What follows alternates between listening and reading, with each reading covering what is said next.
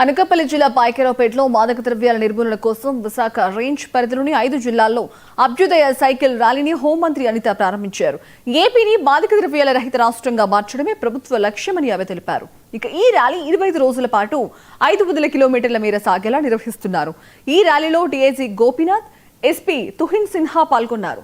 మాదక ద్రవ్యాలు వద్దు, జీవితమే ముత్తు అంటూ విద్యార్థులు ఫ్లాష్ మాబ్ ద్వారా సందేశం ఇచ్చారు. అలాగే ఆ తర్వాత హోంమంత్రి అనిత స్వయంగా సైకిల్ తొక్కుతూ విద్యార్థులతో కలిసి ప్రతిజ్ఞ చేశారు.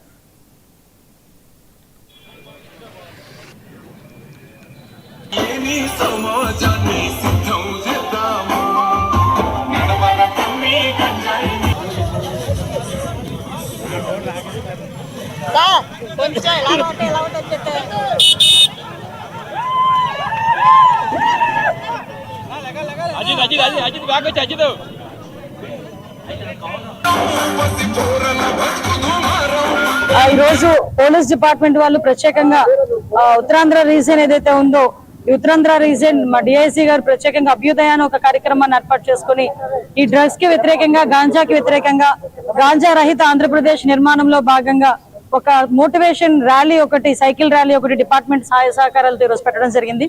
దీన్ని ఈరోజు పాయకరావుపేట వేదికగా ఫస్ట్ స్టార్టింగ్, ఇక్కడ నుంచి పాయకరావుపేట నుంచి ఇచ్చాపురం వరకు ఈ ర్యాలీ కొనసాగుతుంది.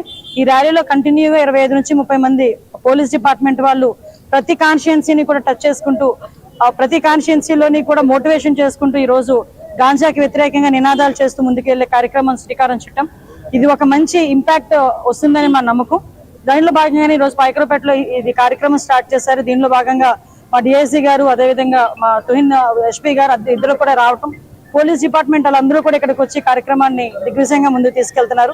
ఈ రోజు ఎన్డీఏ కూటమి వచ్చిన తర్వాత నుంచి కూడా గాంజా రహిత రాష్ట్రం ఏర్పాటు చేయాలని దృఢ నిశ్చయంతో ఈ రోజు మేము అందరం కూడా పనిచేస్తున్నాం.